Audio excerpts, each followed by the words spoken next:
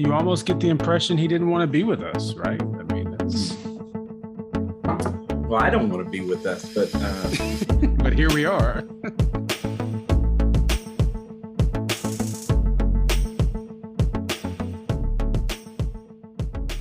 So welcome back, everyone, to the podcast.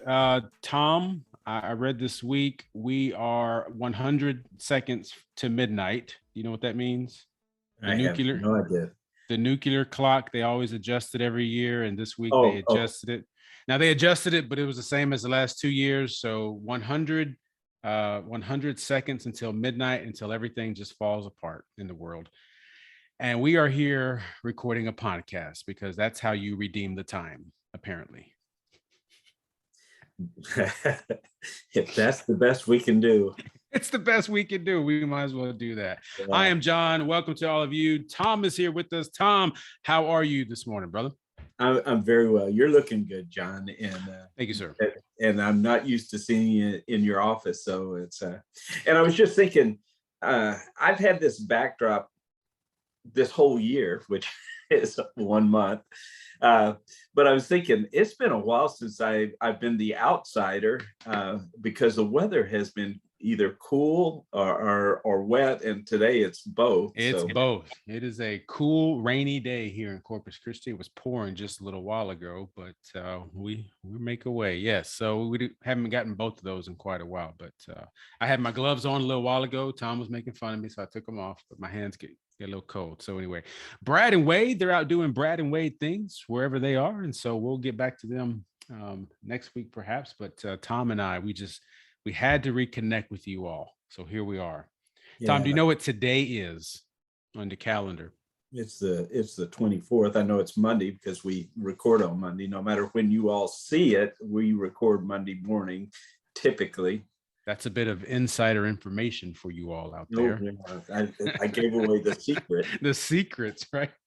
What about that time we recorded like a week early? That just, that was just too much, right? But I wasn't in on that one. Oh, that's right. That's right. When y'all went fruity for fruitcake. That's right. That's right. That's what fruitcake does to you, man. That's also what happens when I'm not around. So I apologize to all of our listeners. That's okay. Both of our listeners. Hey, Mom. Hey, Mom. That's right. My mom doesn't listen to this. Are you crazy? No, but today is National Compliment Day. Tom, I want to offer you a compliment. I truly appreciate the depth of thought that you put into so many of our conversations here on an Almost Perfect podcast. I truly mean that. Sometimes I'm like Wade or Brad's talking. I'm like, is Tom paying attention? And then all of a sudden he drops some knowledge. I'm like, wow, okay, good job, Tom. So receive that compliment from me today, Tom. I appreciate it. And I'll just sit and wait for yours. No, I'm teasing. Hey, and I don't know if this, but I've told you this before, and when I see Aaron Donald, the defensive lineman from the Los Angeles Rams, who won on Saturday, yesterday? Yesterday, yep. They should have won handily, and then they handed everything back. But anyway, you and Aaron Donald remind me of each other, and when I see him, I always smile because I think of you. It's probably because we have the same size biceps. That's probably what does it, I imagine. Well, both of you have a beard, but there's something in the eyes, and both of you have a smile in your eyes. So thank you for that, Tom. And speaking of eyes, do you wear a mask out in public still? Are you a mask? I did.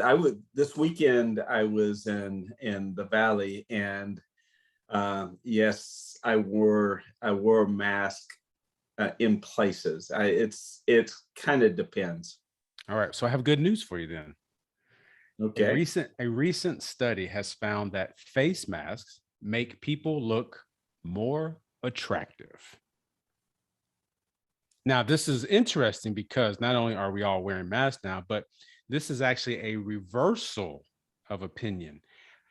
their study a few years ago said that masks made people look unattractive because it made others think of, disease and sickness and things like that. But now, since we're all wearing them and we all know why we're wearing them, it's changed. So when you put that mask on, people are looking at you and they're saying, wow, that is one attractive fellow. And I will say, it when I was in the Middle East, and specifically we were in Jordan, which is a Muslim, Mm-hmm. it's somewhat progressive, but not it's not completely progressive. And so you have a mixture of women who wear no facial covers, Right. covering, others who just wear like a scarf around their head. And then there's others where all you see is their eyes. And it was interesting being in that culture, how much you notice eyes and how attractive eyes are if that's all you see. And Right. so I can understand, because there's been times, and I'm not trying to be funny, I'm just saying this is the reality, is like you fill in the blank when you look at somebody's face, and you kind of imagine what he or she looks like. And in this case, I can remember it was a she, and she took off her mask, and I go, boy, I didn't even come close. Okay. Yeah. Nothing like I imagined. So what it says is, and again, this is a reversal from a thing. It says that the pandemic has changed our psychology and how we perceive the wearers of masks. There, I want to wear it right. How's that? Yeah. When we see someone wearing a mask, we no longer think that person has a disease. I need to stay. Of course, these days, you kind of, we've all got the Rona, so we got to wear the deal. And so here's the part. It's also possible that masks make people more attractive because they directed attention to the eyes. He said other studies had found that covering the left or right half of a face also made people look more attractive, partly because the brain fills in the missing gaps and exaggerates the overall impact. So all those years of watching Phantom of the Opera, it's finally coming. You can actually use that for something. Full circle. When else would you cover half of your face? For left or right? Well, if you want to be a pirate, you might angle it. Okay. Cover your eye at least, right? Your eye, yeah. All right. Eye patch. Okay. All right. So there's that. So keep wearing your mask if for nothing else, just so that you can look attractive to everyone else who sees you. Very good. All right. One more story, Tom. There's a woman in jail today in Lee County, Mississippi. You ever been to Lee County, Mississippi? Neither have I. You asked me that question. I can tell you I've been to Mississippi, and I may have been to Lee County, Mississippi. I don't know where it is. Neither do I. But a woman is in jail there for allegedly attempting to get her boyfriend out of jail, which seems like a loving thing to do, right? Yeah, we're getting ready for Valentine's Day. I mean, these are the kinds of things that we do for those whom we love. And if you want to be real about Valentine's Day, I mean, it's more than the sappy cards, right? I mean, didn't Saint Valentine get his head cut off and everything? This is something at least closer to that, right? I learned so much from you, John. But on getting her boyfriend out of jail, it all depends on how she was trying to get him out of jail. Very good. The Lee County Sheriff's Department arrested Mrs. Lady. I don't want to put her name out because of all the millions of people who listen to our podcast, and I don't want to do that to her life. Hi, Mom. Hi, Mom. That's good, man. Accusing her of forging a fax with a Lee County Circuit Court ID and sending it to the Lee County Adult Jail. The fax ordered her inmate boyfriend to be released. Jail staff recognized some irregularities with the fax and was informed by the Lee County Circuit Court that they never sent a release order for the inmate. So they caught her because she sent a fake fax. Do you have any questions about that? She didn't get her facts straight. I thought that was pretty good, John. I can't believe that didn't get at least a smile out of you. No, Tom, I don't want to encourage that. Hey, don't you remember our original goal? Yes, but we've already smiled once. We don't need that kind of nonsense here. Yeah, I'm gonna cut that out. I only had one question. It's the only reason why I brought the story into the podcast this week. One question. Mhm. Who still uses fax machines? I was happy the day I got to this office. I we still had a dedicated fax line here at this church in the year 2020 something. And convinced that we need to get rid of that. We don't need a fax line. Throw the fax machine away. I haven't used a fax machine probably in 20 years. I don't know why we hold on to them. So I I'm don't know. glad you got caught. If you're gonna use a fax machine, if you're gonna do it that way, you deserve what you get, I guess. Does that sound mean? Is that harsh? That's pretty harsh. But Okay, I'm but the sorry. other side of that is that there are places where they still use fax. But I was thinking, just this past week, we're having some work done around the house, and I signed a contract, and it's one of many contracts that I've signed in this way. They send it to you through the email, and you follow the link and you type in your name, and you have a signed contract. So that's how things have moved from, we'll fax it to you and we'll fax it back to you. You fax it back from us or to us to here, open your email, go to this website, and we're done. And So all of our talking about offices, all of our copy machines have that function. So please, can we just nothing should be fax. We're over fax. Can we please get over fax, please? yeah, That's my pet peeve. Okay, way too many trees. that's right. So Tom Needless. has Tom hasn't seen Encanto yet, but he's going to right after we're done today. So Today's a great day for staying it home and is. watching movies. It is. So we won't talk about the movie itself. I certainly don't want to give away anything to Tom or anybody else who hasn't seen it, but it involves music. It's a movie that incorporates music very well done. It's a Disney animated movie. Of course, Yes, it's going to have music. exactly. Of course, it's great music written by oh my gosh, what's his name? I forget. Hamilton guy. I always forget his name, and I'm probably going to get Oh, really? chastised for that. Yeah. So anyway, one of the songs, We Don't Talk About Bruno. It's a great song. So great, in fact, that it hit Billboard's top 100 this week at number 4. The number 4 hit song in the country right now is a song from Encanto called We Don't Talk About Bruno. So that's significant in and of itself, but it also, do you remember that song, Let It Go? I do. I forget. Folks at home cannot answer, so I have to answer for them. Yes, I remember that. Tom, you are the folks at home right now. Come Yeah. Stay with us, Tom. Stay with us. I'm waiting for the phones to ring. That's right. Yeah. So Let It Go, of course, from Frozen, which was everywhere, and it's a part of kind of culture, our cultural norm now, where we joke about it and tell people to let things go. But anyway, it peaked the same chart at number 5. So this surpassed Let It Go, which I'm grateful for, because this has a little more I can handle this one a little more than Let It Go. Okay, Let It Go, after 2 times I was like, we need to let this go. But this song, it's pretty good. Well, so if you're an 8-year-old girl, it's a great song, Let It Go. But beyond that, it's kind of like, okay, we can let it go. Yeah, let's let it go, please. But anyway, without talking about the movie and getting into exactly what it's all about, just on the very surface level of the song, we don't talk about Bruno. Bruno is a member of the family that's at the center of this movie.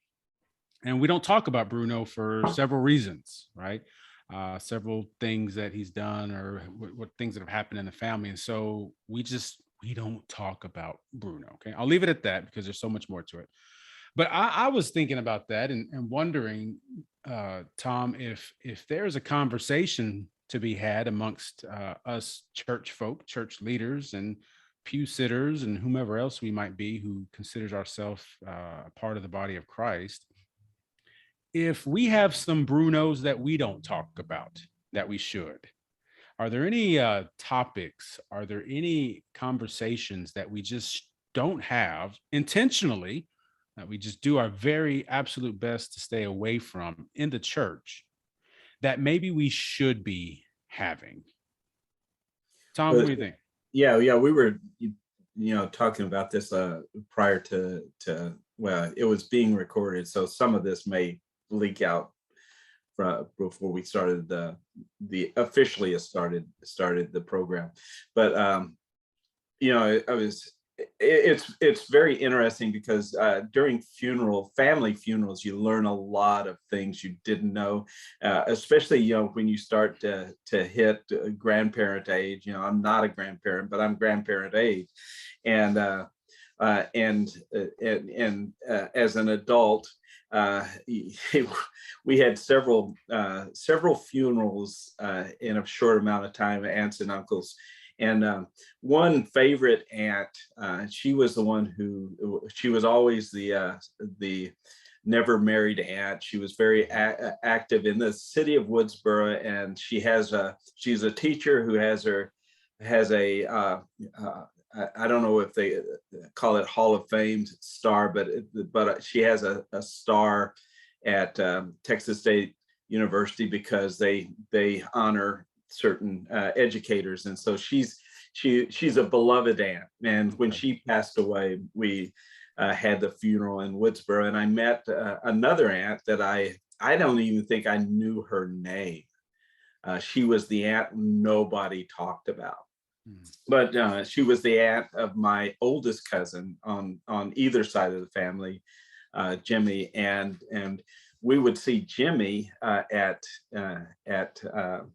family gatherings like Thanksgiving, because this aunt Anne made sure that he stayed connected with the Olive side of the family, and at the funeral, I discovered that basically Jimmy's dad divorced his mom, and she was a lesbian, and ended up with a lifetime partner who was a lesbian, obviously, and the reason we never talked about them is because, well, they were gay or lesbian or whatever. But she was a delightful person, and in the last few years of her life, I got to know her and Eleanor.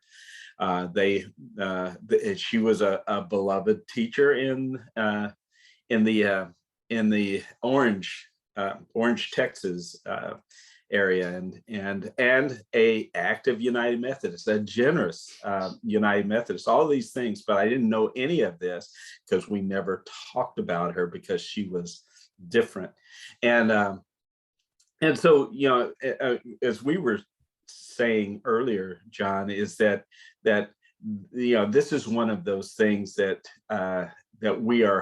we are quiet about in the church. And I'm not just talking about that particular issue of homosexuality and all of that, but we're quiet about things that involve people who may be different or who may be struggling, and we just don't talk about it.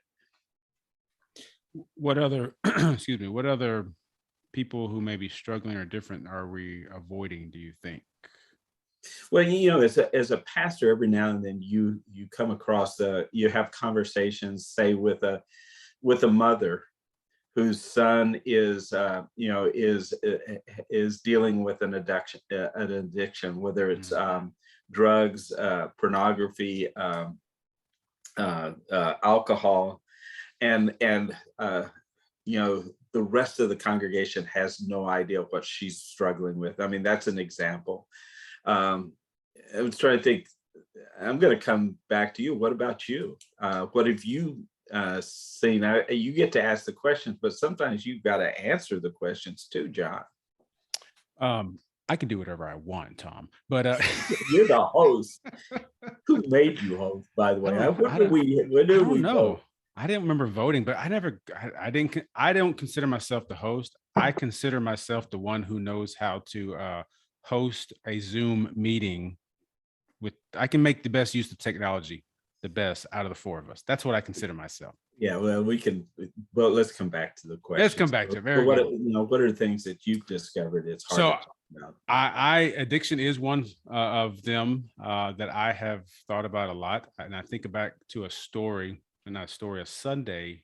This has been many years ago, one of our churches. It was, we had some of our youth speak.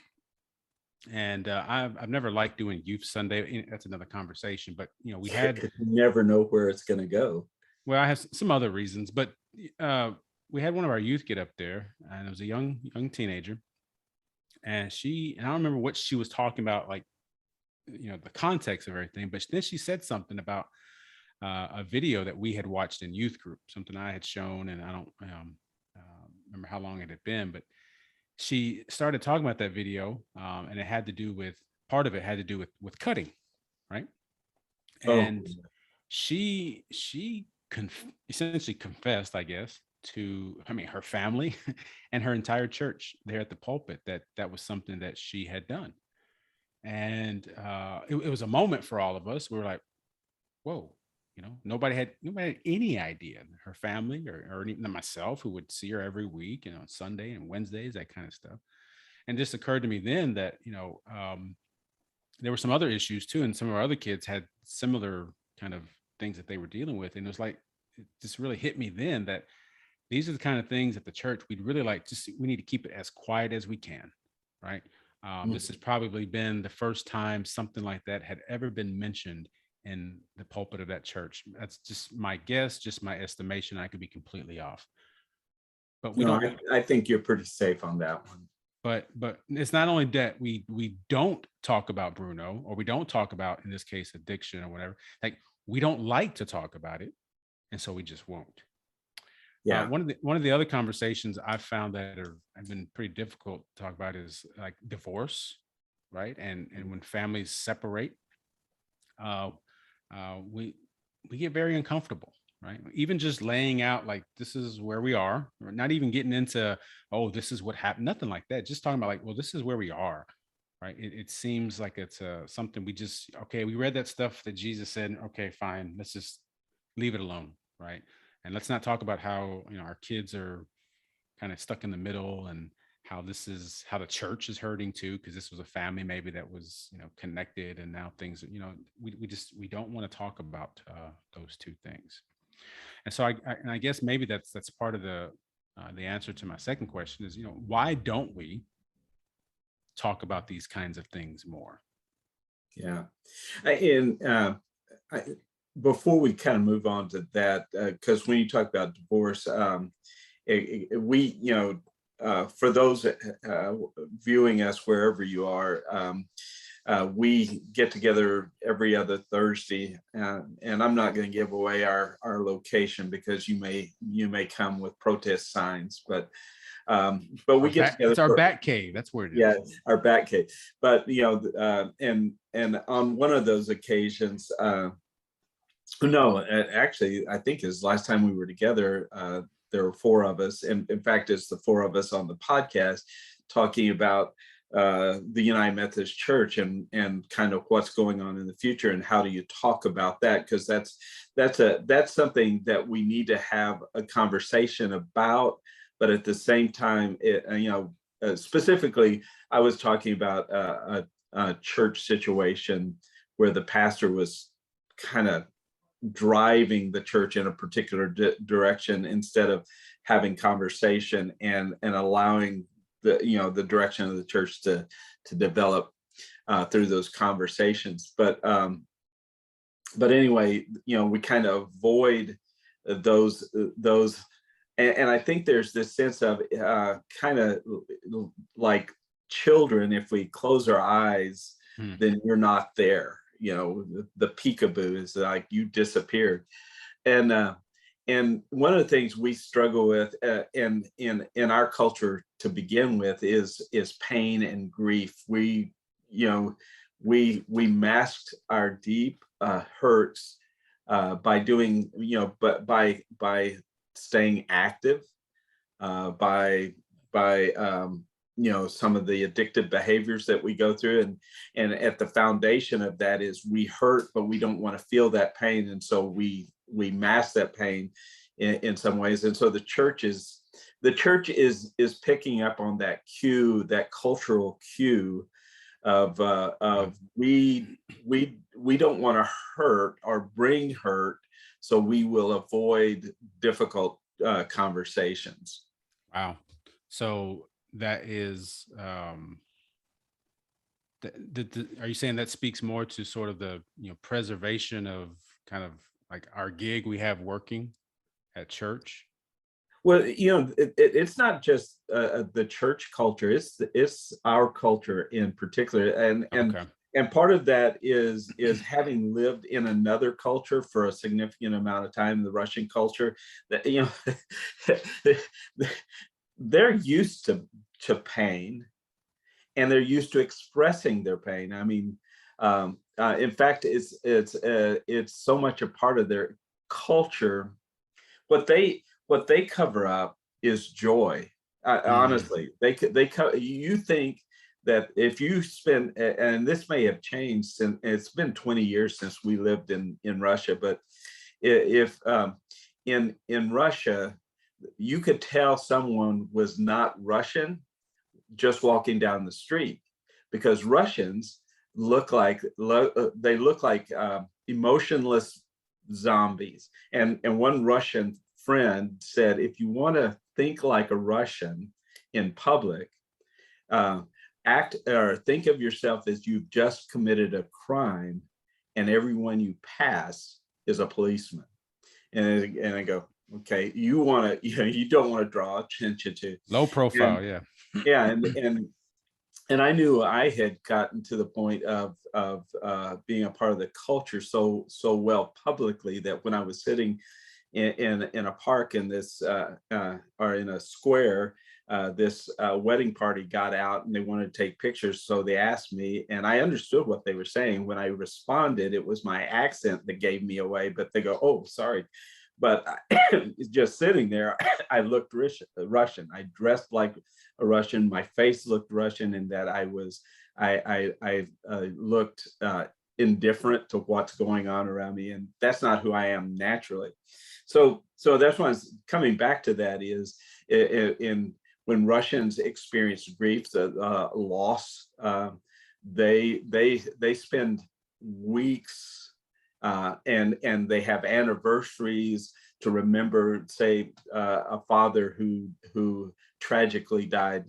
On that anniversary of his death, they will again revisit that grief, and so they deal with grief regularly.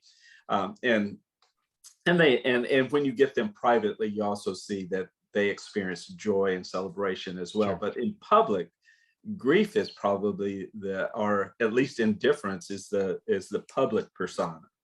So I feel like you know, I think you're right. Talking about how this is kind of our culture thing, and the church is kind of, I mean, we're part of the culture, Yeah, definitely. individually, and so maybe the church we've taken that on as well. But a big part of that has to do with shame and how we deal with that or don't deal with that or what we think about it. And so then, is there a way for the church to kind of break out of that? Because I'm obviously playing my cards here, because I feel like the church is that place where we can sort of let these things go, Yeah, not in any not in any generic way, but actually in a way that ties into what we sort of profess our faith allows us to do. If we're talking about healing, if we're talking about freedom, if we're talking about restoration and redemption, like if we don't talk about some of the areas of our life where those things need to happen, then we're just neglecting a huge part of the power of our faith. Not in any kind of self-help kind of way, but just that God desires for all of us to know peace, a wholeness. And so if we're content to kind of suppress all of those issues or situations, how are we ever going to experience that peace and have it when we're talking about how our families have been hurt, or how I'm struggling with whatever, or how some one of my sisters and brothers are dealing with whatever kind of issue that's just too uncomfortable for me to talk about, right? You have this kind of talk when a family has been impacted by a suicide. The rest, everybody else around, like, I don't want don't want to say the wrong thing, or I don't want to get into what happened and what they asked for. We just don't touch it, right? I feel like that's that's part of who we are. We should be able to like get to that and let our faith speak into it in some way. Am I that far off, Tom? No, it kind of, I was thinking something that's helpful is in that process is people. Well, first of all, let's start with shame. Shame isolates. It makes you feel Mm. like you're the only one struggling with this, and nobody understands, and I can't talk about it. And if I can't talk about it, then I'm gonna be isolated. When I'm isolated, then I feel this grief, and then when I feel this grief, then I do this behavior. I mean, it's just this ongoing cycle. And so shame, and I've experienced that. I've been too ashamed to talk about my weakness, or the thing, my besetting sin, the thing that I just and anytime I've been in that cycle, the only thing that's really broken that cycle is the willingness to confess to another person, this is what's happening in my life.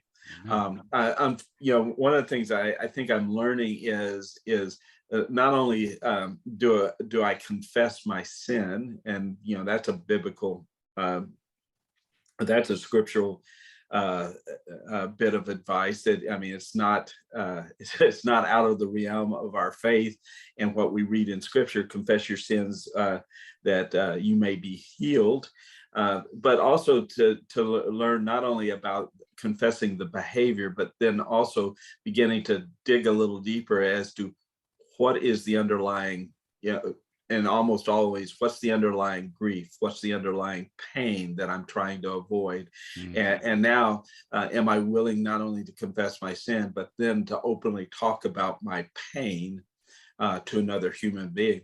And I think those who navigated, let's go with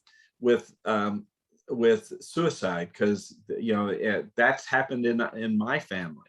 Mhm. My sister had her, I think he was a teenager, but he may have been in his early 20s. We were in Russia at the time when it happened. He took his own life, and and and uh, am I willing to allow her to talk about that openly? I mean, it's been a while. We have talked about it, but to navigate that with somebody who's gone through that. My sister is a follower of Jesus Christ, so we can talk about that pain and the reality of that pain in light of our hope and our experience in Jesus Christ.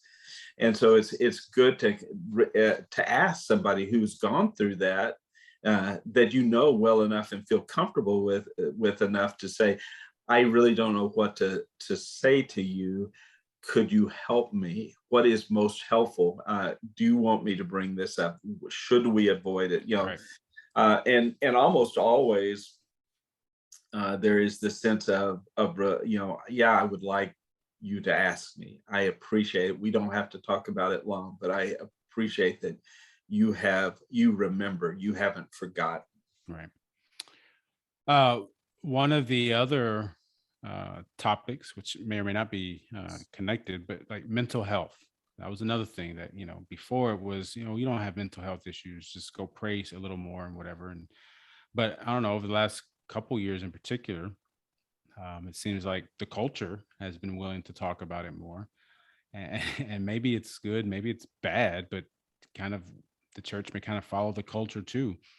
So much so that I heard, I don't usually listen to the Christian radio stations too much, but I got into the car and it was on, and there was like a little, mini infomercial about mental health. And I thought you wouldn't hear that before on this radio station, because this radio station is all about positive and encouraging and joy, and to take a sort of turn and talk about the reality, some even just for a 30-second spot, to talk about some of the reality of something like mental health, or mental health that needs to be addressed, right? It just seemed so odd to hear from me, because again, the Christian radio station is one of those places where a lot of the Christians are, and that's, that's not very positive or encouraging right now. I want to be uplifted, or I want to be told how good things are going to be. So, um, Well, I want to come back to what you're saying, because go ahead. one of the uh, you know two observations. One is the NFL has really they've NFL. had some significant players come out and talk about their mental health issues, and they've uh, during pregame conversations, there's been intentionality about having a player in who's willing to talk about the mental health issues he has dealt with, and and uh, and the, and then and then in relation to that, there's something about the comment, and I can't remember which. Christian radio often makes uh, uh, kind of highlights this is it's family safe, Hmm. and and and there's a part of me that always reacts to that from Yeah. a Christian perspective slash scriptural perspective, because and more specifically is this idea of the Christian faith is not about being family friendly and safe, Right. because Jesus, when he talks to his disciples, and they struggled with his openness about talking about, I'm going to die, That's I true. am Yeah. going to be arrested, crucified, dead, and buried. And Peter reacts to that is basically, stop talking like that. That's never going to happen. Not on my watch. And so that even those closest to Jesus hearing what he's saying, and he's speaking the truth, and they don't understand that suffering, death brings about life, and so the things we're trying to avoid really are we're trying to avoid certain people, certain kinds of people, certain movies, or you can go through the whole Right. list. And I'm not saying carte blanche, you can do anything and everything, there nothing is out of bounds, but what I am saying is the trying to keep things contained and safe and sanitized is not what we've been called to be as followers of Jesus Christ. Yeah. Amen. Yeah, and so that just ties into, why don't we talk about these things? Well, because we don't have maybe the perfect little answers or responses. We can't be witty about it. Maybe these are actually hard conversations to have sometimes, that bring up feelings, emotions, or even thoughts that we've had before that maybe we're just not very comfortable with. And so instead of dealing with them, let's just not talk about it. And you using the NFL as an example, I think it's great, because you're right. Particularly this last year, sort of it's normal now, and I think a part of that Right. is the Kind NFL. of You like have mass or normal exactly, now. exactly, and it's, when you have these young men who are role models for a lot of other people, and they're able to stand up and say, "This is kind of what I'm going through," and da da da. I'm happy for that. At the same time, like, that's part of where the church needs to be, right? Where we're able to say, and I don't mean this in any kind of like overbearing and intrusive way, but no, it is part of who we are, part of our calling. I think, like you were saying, is to be willing to go to these places with each other, and not Yeah. like we've done in the past, shy away from them or shun someone who may be dealing with some of these things and just pretend like it's not happening. There is no room. That's not right. That's not what I want to say. Um, we can't be a part of God's redemption and healing in that if we just turn people away and act like everything is fine all the time. Yeah. Well, I was thinking the way I'm hearing you is I've got the problem and I turn people away. But there's also the other side of and I may be mishearing you, but the other side of that is I'm turning you away, or I'm avoiding you because you've got problems and I don't want to deal with them. Yeah, so think about, I mean, us preachers, we have the pulpit literally every week, and what we bring before the people, we feel like God is directing us to, that will sort of guide people's conversations. And if I'm not willing to talk about, or bring up or suggest in some way, whether it's in the pulpit or not, that you know what do we talk, what do we addiction is something that we need to walk with each other through together in some way, again, not being intrusive, not being overbearing, obnoxious, or anything like that, but being wise and discerning, and learning from others who have done this, or who work with people who do this, learning from them, all these kinds of things. If I'm not willing to do that, then I don't have to hear from people who are going through that. But if I open the conversation, then that gives people permission to say, I'm glad you said that, because this is what our family's going through right now. And Yeah. otherwise, like you said about shame, there's nobody else in this church that's dealing with this kind of stuff. There's nobody that would understand me. And I don't know. That's to me, that's a byproduct, a big byproduct of sort of the over personalization of our faith, that I don't know that God ever intended for us to have. So Yeah. that's my point. So, all right, Tom, how about any final comments about that? Maybe we should start talking about Bruno. The kind of the, I guess, I I this really, I for me would be the last comment, and at least last thought is, yeah, and it deals with failure, and feeling like a failure, and how we look at failure, because a lot of times that brings on shame and grief and stuff. And Sure. um, this weekend I was with my brother, who's he is the doctor in the family. I'm the reverend, he's the doctor, and he's one of the doctors at NASA. And so he's been working with aerospace medicine. He's been the doctor to Neil Armstrong, for those of us who are old enough to remember, who first walked on the moon. And we were down at SpaceX, down in Boca Chica, which is just a little bit south and east of Brownsville. In fact, we were so close to Mexico that Verizon said, "Welcome to Mexico." But he's really on top of those kind of things, that dealing with space and aerospace medicine, and not just medically, but also what's happening in the progression toward going to the moon again, going to Mars, and SpaceX.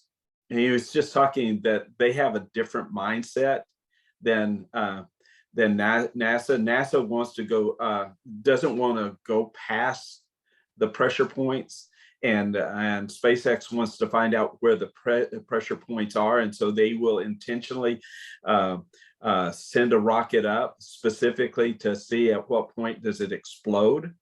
And so they're intentionally failing over and over again, and willing to live with failure until they succeed. And now it's set up to do something that we thought, we've seen in the movies, or we've seen in the cartoons, where they send a ship up, a spaceship up, and it comes back down and it lands in the same spot, just Right.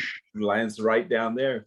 NASA, the closest that NASA's come is that we did that with the space shuttles, where they landed on a long runway, and yet these guys are sending it up and putting it right back on an X on the launching pad. So they've progressed further and faster, because they've been willing to live with failure and celebrate failure as a moment of, oh, we've learned something. And if we're ashamed, we cover that up, and we never learn from the experience. That's it. Amen. All right, that is a good last word. And so maybe if you're listening and you are a part of the church, and you care about the unity we share and our mission and healing, all the things we talk about, maybe you can start thinking about what are the Brunos that we don't talk about in church that we should address and find wisdom and like you said, learn from and grow from. So that's your homework for tonight, everyone. Whether you're listening or watching, where are the Brunos? That's what we want to know.